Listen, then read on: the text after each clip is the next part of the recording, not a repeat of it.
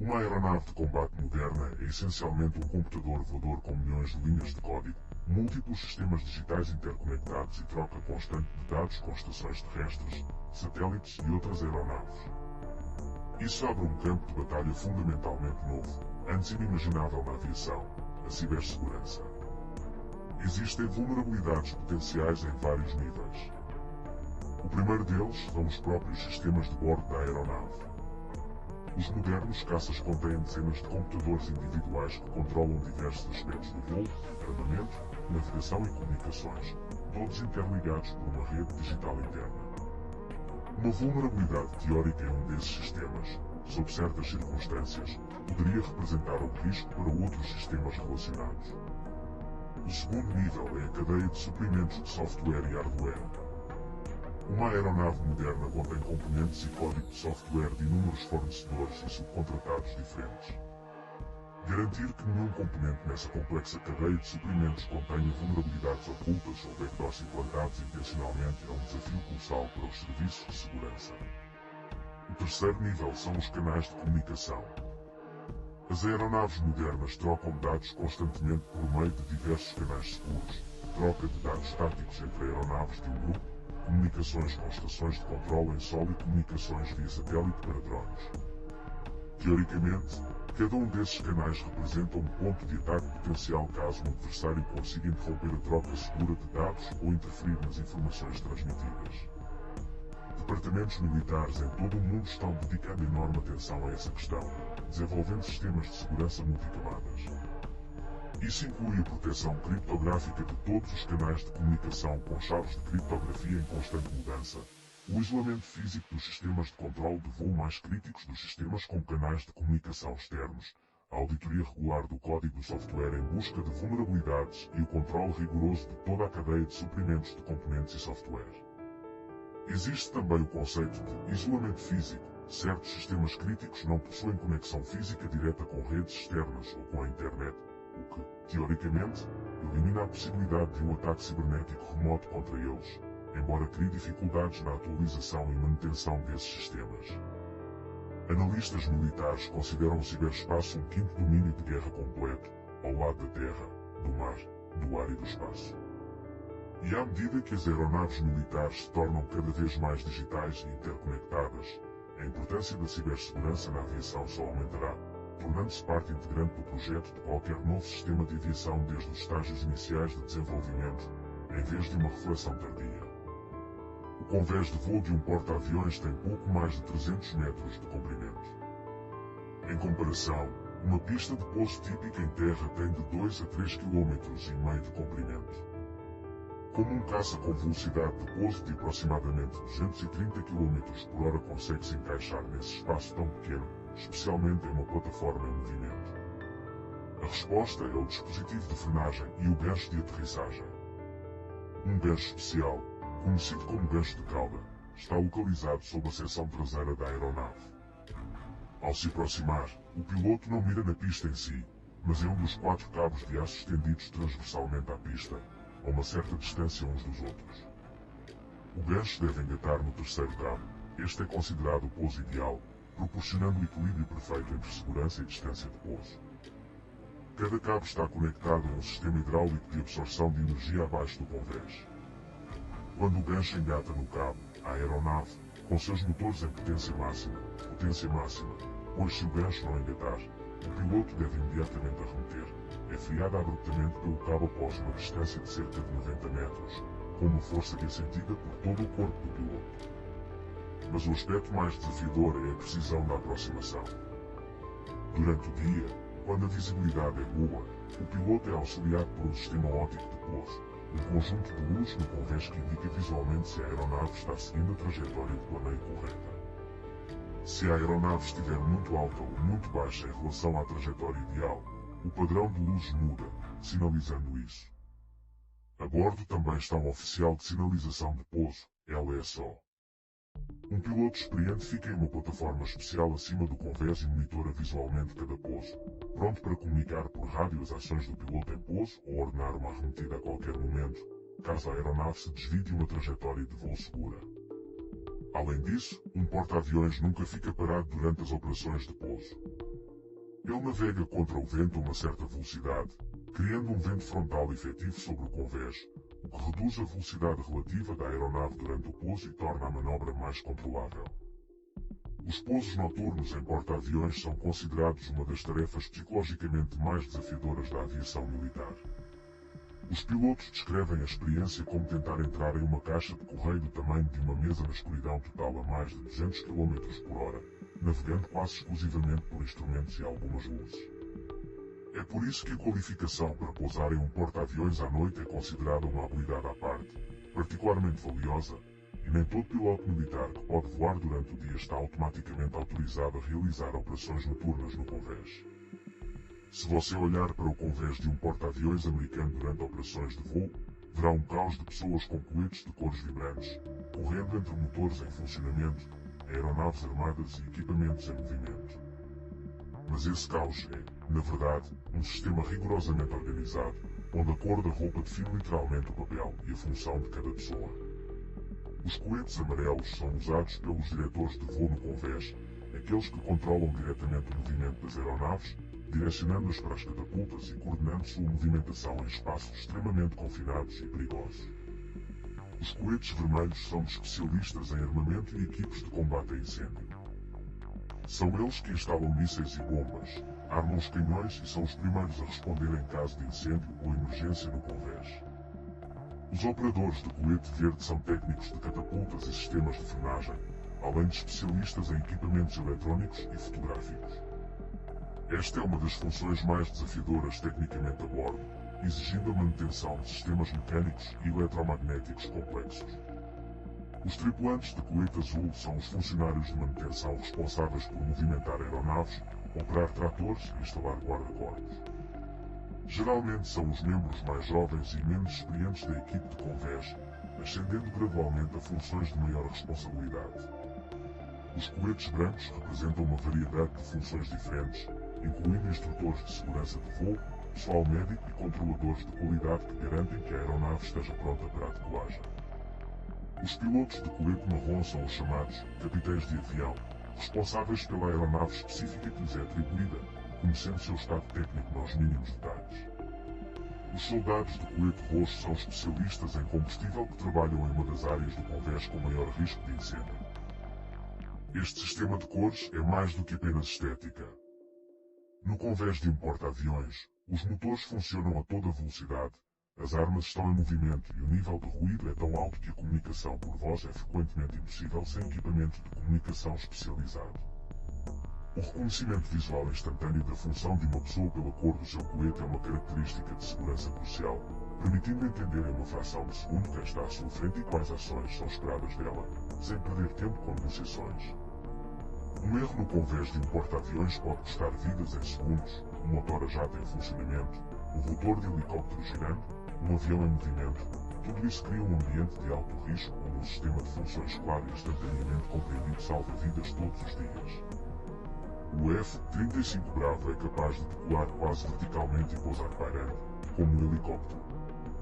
Para um caça com velocidade supersónica e tecnologia furtiva, essa parece uma solução técnica quase impossível. Como isso funciona? O componente principal é o ventilador de sustentação, localizado atrás da cabine de pilotagem. Não se trata apenas de um motor adicional, é um sistema mecânico independente, acionado diretamente pelo motor principal da aeronave por meio de um eixo. Essa é a genialidade da engenharia por trás dessa solução. Durante a decolagem vertical, o motor principal do prátil Whitney F-135 gira seu bocal de jato para baixo num ângulo de 90 graus, criando um impulso descendente diretamente na parte traseira da aeronave. Ao mesmo tempo, uma embreagem especial engata um ventilador de sustentação na fuselagem dianteira, que aspira o ar de cima e o expulsa para baixo através de aberturas especiais na parte inferior da fuselagem. Isso cria dois pontos de sustentação, um na frente da ventoinha e outro atrás do bocal do motor acionado, o que proporciona o equilíbrio necessário para uma decolagem vertical estável ou para pairar, semelhante à forma como um helicóptero se equilibra entre os seus rotores principal e de cauda, só que aqui as funções são desempenhadas por dois jatos de ar verticais em vez de pás giratórias. Além disso, bicos rotativos especiais nas laterais da fuselagem, que utilizam parte do ar do compressor do motor, proporcionam controle de rolagem durante o voo pairado, compensando as menores perturbações assimétricas. Todo esse sistema é controlado exclusivamente por um computador. Um ser humano é fisicamente incapaz de equilibrar várias fontes de propulsão independentes simultaneamente com rapidez e precisão suficientes enquanto para no ar. O piloto simplesmente define a direção e a velocidade desejadas usando um joystick dedicado, e o computador de bordo calcula e ajusta a operação de todos os elementos de sustentação centenas de vezes por segundo para manter a aeronave em posição estável no ar. A ventoinha de sustentação ocupa um espaço considerável dentro da fuselagem e adiciona um peso significativo, cerca de 1,5 toneladas, o que não ocorre na versão padrão do F-35 Alpha, que não possui decolagem vertical, liberando espaço para combustível ou equipamentos adicionais. É um compromisso clássico. A capacidade de decolar e pousar verticalmente é crucial para o corpo de fuzileiros navais, onde as aeronaves frequentemente precisam operar a partir de pequenas embarcações de desembarque ou pistas de pouso improvisadas, sem pistas longas. Mas essa capacidade tem um custo, maior peso, volume, consequentemente, menor alcance e capacidade de carga em comparação com uma versão convencional da mesma aeronave. Imagine um sistema de defesa aérea inimigo detectando não apenas uma, mas dezenas de aeronaves se aproximando simultaneamente em seus radares. Os operadores são forçados a distribuir um número limitado de mísseis interceptores entre inúmeros alvos, a maioria dos quais nem sequer são aeronaves reais. Este é o princípio de funcionamento de iscas em miniatura, como o drone americano ADM-160, conhecido como MAL, Miniature Air Launching Deck, isca aérea em miniatura. Um dispositivo, ligeiramente maior que um grande míssil de cruzeiro e pesando aproximadamente 140 kg, é lançado de uma aeronave de combate a uma distância segura das defesas aéreas inimigas. O drone então voa autonomamente ao longo de uma rota pré-programada, imitando as características de uma aeronave de combate de tamanho real no radar inimigo. Como essa imitação é feita?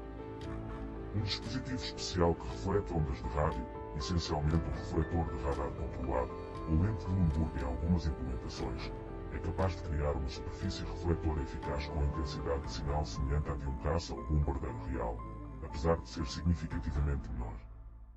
Uma versão mais avançada, o MAL-J, carrega adicionalmente um sistema de interferência eletrónica em miniatura capaz não só de imitar uma aeronave no radar, mas também de suprimir ou distorcer ativamente a operação dos sistemas de defesa aérea inimigos diretamente na área de seu voo. A aplicação tática é a seguinte: antes de lançar um ataque real, um grupo desses chamarizes é lançado em direção ao alvo defendido.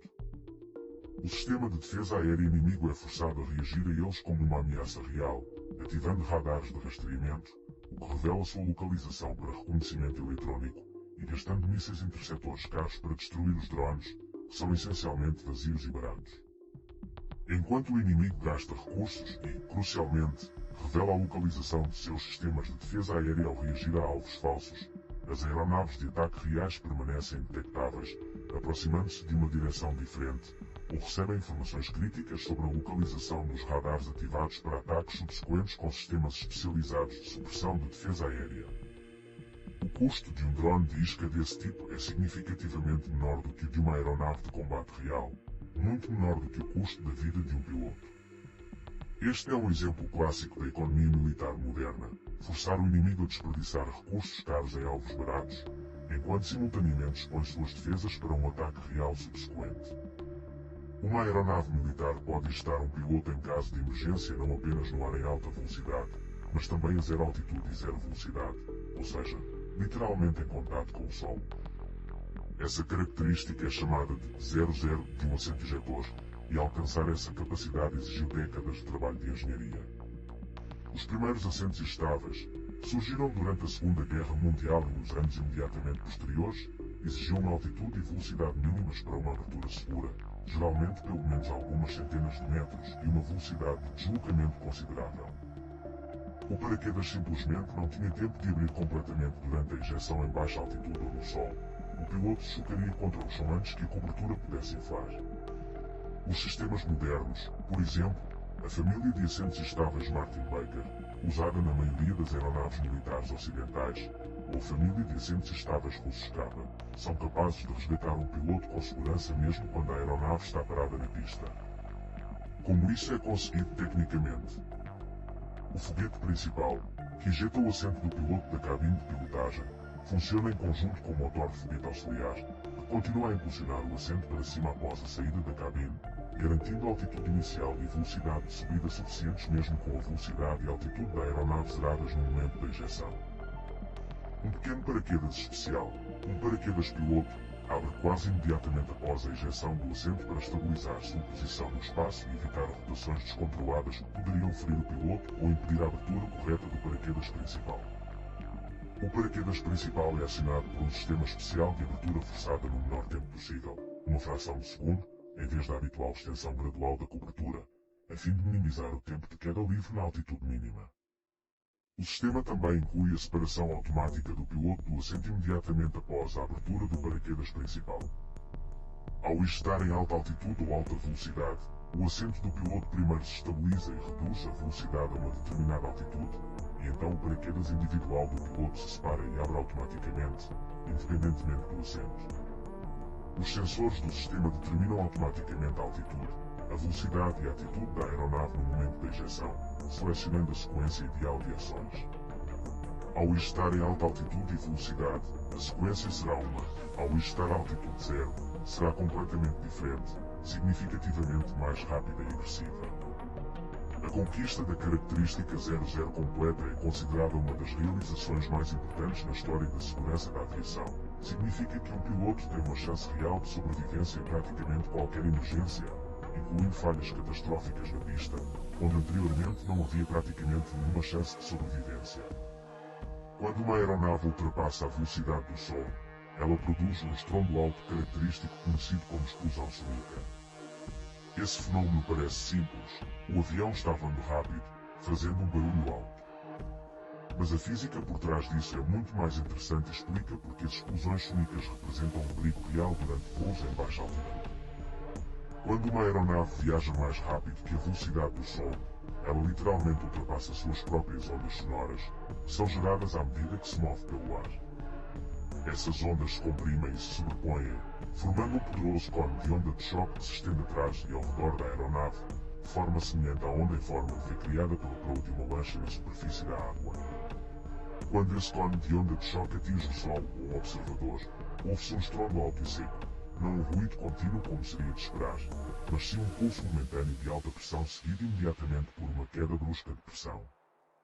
Em grandes altitudes, essa onda de choque tem tempo para se dissipar parcialmente, espalhando-se por uma área significativa da superfície terrestre e sendo percebida como um estrondo bastante alto, porém controlável. Contudo, ao voar em baixa altitude, a mesma altitude em que aeronaves militares frequentemente operam para evitar a detecção por radar, a intensidade do estrondo sônico próximo ao solo é significativamente maior, visto que a onda de choque não tem tempo de se dissipar por uma longa distância. Isso cria um perigo físico real. Há casos documentados de danos a edifícios, janelas rachadas, telhados danificados, causados por aeronaves militares supersônicas voando em baixas altitudes perto de áreas povoadas.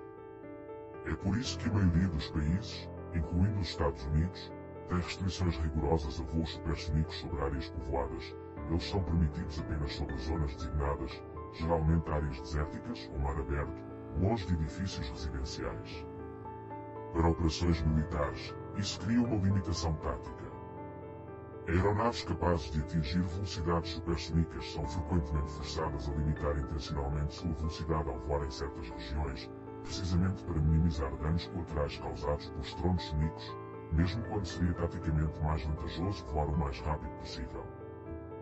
Diversos programas modernos, incluindo o Experimento X-59 da NASA, estão trabalhando em aeronaves que geram estrondos sônicos significativamente menos intensos, utilizando um formato especial de fuselagem que distribui as ondas de choque de maneira mais uniforme, em vez de concentrá-las em um único pulsador. Embora esses desenvolvimentos sejam voltados principalmente para aeronaves supersônicas civis, os princípios que empregam podem muito bem encontrar aplicação em futuros programas militares.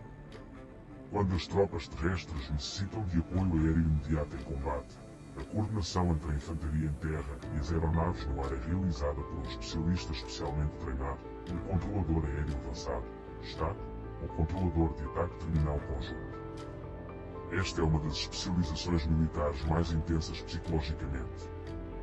Um STAC, controlador aéreo tático conjunto, está fisicamente localizado diretamente na zona de combate, frequentemente sob fogo inimigo, ao lado de uma unidade de infantaria, e é pessoalmente responsável pela orientação precisa de um ataque aéreo contra o alvo, que, por vezes, se encontra a apenas centenas de metros de suas posições. O processo de coordenação é rigorosamente regulamentado e segue um protocolo de comunicação específico. O STAC estabelece contato via rádio com a aeronave ou helicóptero que se aproxima, transmitindo as coordenadas precisas do alvo, o tipo de ataque desejado, as características do alvo, crucialmente, a localização das forças amigas e uma rota de aproximação segura que minimiza o risco de destruição dessas forças. Existem vários métodos para confirmar a precisão do alvo. Um deles é a designação visual do alvo a partir do solo, utilizando um designador a laser especial, um marcador a laser, que o STAC aponta diretamente para o alvo. O piloto de uma aeronave equipada com um sistema de guiamento a laser vê esse ponto através de sua ótica e pode guiar uma bomba guiada a laser de forma independente ou simplesmente confirmar visualmente o alvo correto antes de usar outros tipos de armamento. Outro método consiste em transmitir coordenadas GPS precisas do alvo para uso com armas guiadas por satélite, como o já mencionado JDAM, o que é especialmente valioso em condições de baixa visibilidade, quando o guiamento a laser ou visual é impossível. Um elemento crítico de todo o processo é a chamada linha de 9, um formato padronizado para transmitir informações sobre o alvo, incluindo 9 pontos de dados específicos, tipo de alvo, sua localização precisa, direção de aproximação do alvo, disposição das forças amigas, horário do ataque e outros parâmetros obrigatórios. Essa padronização rigorosa é crucial porque, sob o stress do combate, ruído e tempo limitado para comunicação via rádio, qualquer ambiguidade ou detalhe omitido pode levar a um erro trágico. O STAC, Controlador Aéreo Tático Conjunto, é o principal responsável pela confirmação final, a autorização imediata, a autorização para o uso de armamentos imediatamente antes do lançamento de uma bomba ou míssil. O piloto pode ver fisicamente o alvo de seu lado, mas é o especialista em terra, localizado diretamente na zona de combate, quem possui a visão mais completa e atualizada da situação no terreno, e sua confirmação é a última linha de defesa contra o trágico erro de ferir forças amigas.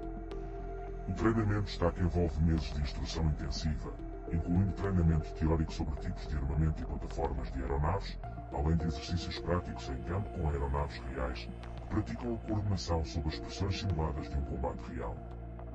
Antes de um cadete experimentar pela primeira vez as forças guerreais no ar durante uma manobra de combate aéreo intensa, ele passa por um treinamento obrigatório em solo, em um dispositivo especial conhecido como centrífuga de força G. Trata-se de uma enorme estrutura rotativa com uma cabine de pilotagem na extremidade de um longo braço, capaz de gerar forças G idênticas às experimentadas por um piloto em um combate aéreo real, até 9 forças G e mais em alguns programas de teste. O objetivo do treinamento em centrífuga não é apenas testar a tolerância física às forças G, mas também ensinar ao aluno as técnicas adequadas para neutralizar seus efeitos negativos. Como mencionado anteriormente, o método principal é uma manobra respiratória especial, a GSM, que combina a tensão em grupos musculares específicos com um ritmo respiratório específico que ajuda a manter o fluxo sanguíneo adequado para o cérebro mesmo sob forças G significativas. O treinamento em centrífuga ocorre em etapas.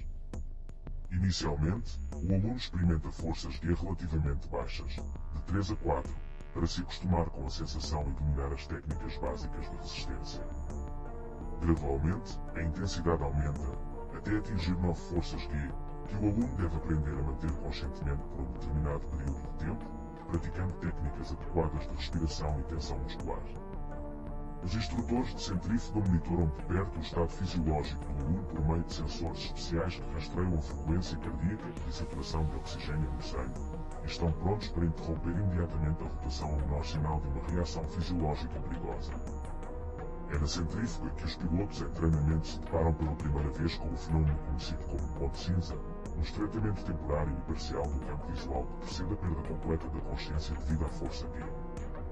Este é um sinal importante que os pilotos devem aprender a reconhecer e ao qual devem responder imediatamente com as contramedidas adequadas antes que a situação se deteriore a ponto de causar a perda total da consciência. A centrífuga também é usada não apenas para treinamento básico, mas também para o treinamento periódico de pilotos experientes, bem como para testar a eficácia de novos equipamentos, trajes anti-G. capacetes e elementos da cabine, sob cargas fisiológicas reais antes que esses equipamentos sejam colocados em serviço. O custo de construção e operação de uma centrífuga desse tipo chega a dezenas de milhões de dólares, mas a alternativa, treinar pilotos para lidar com forças exclusivamente em voos reais, é significativamente mais perigosa e arriscada, especialmente para cadetes novatos que ainda não desenvolveram seus reflexos. Na era dos supercomputadores poderosos capazes de simulações altamente precisas do fluxo de ar ao redor de uma aeronave, dinâmica dos fluidos computacional, ou CFD, seria de se esperar que os dispendiosos testes físicos em túnel de vento fossem coisa do passado. Mas isso não aconteceu, e entender os motivos por trás disso revela um aspecto importante de como as aeronaves de combate modernas são projetadas. A modelagem computacional revolucionou verdadeiramente o projeto aerodinâmico. Os engenheiros podem testar rapidamente dezenas e centenas de configurações diferentes de asas, fuselagens e entradas de ar no computador antes de passar para os testes físicos, economizando significativamente tempo e dinheiro nos estágios iniciais de desenvolvimento. Mas um modelo computacional é sempre uma simplificação da realidade, baseada em certas premissas matemáticas.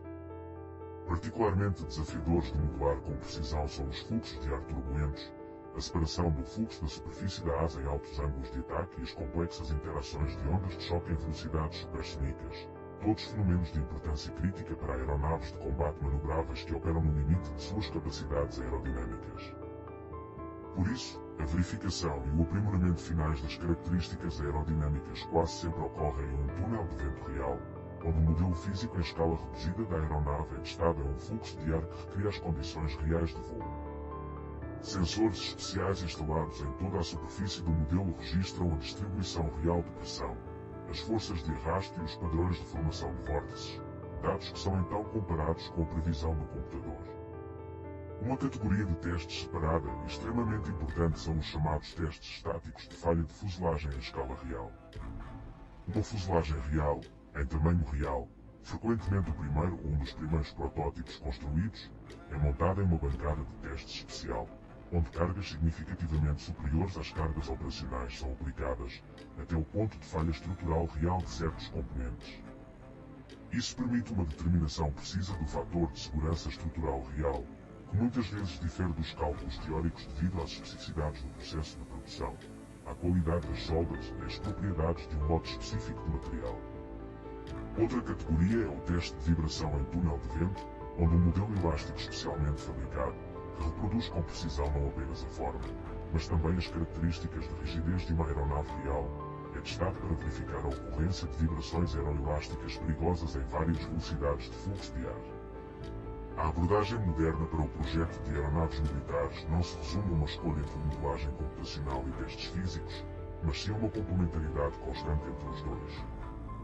Um computador processa rapidamente uma infinidade de opções e identifica as direções mais promissoras, enquanto experimentos físicos confirmam ou refutam essas previsões teóricas e revelam efeitos físicos reais não considerados no modelo.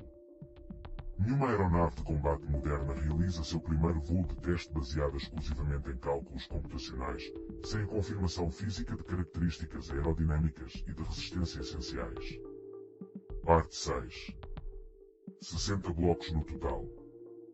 Desde o pouso em um porta-aviões em movimento até as ameaças cibernéticas e os computadores de bordo, cada detalhe que analisamos reflete a mesma verdade fundamental da aviação militar. Por trás de cada imagem espetacular de uma aeronave de combate, existem décadas de trabalho de engenharia, milhares de testes e uma busca constante por um equilíbrio entre o que é fisicamente possível e o que é taticamente necessário. O céu continua a guardar seus segredos tecnológicos. E em algum lugar neste exato momento, a próxima solução está sendo desenvolvida, a qual o mundo só descobrirá anos depois.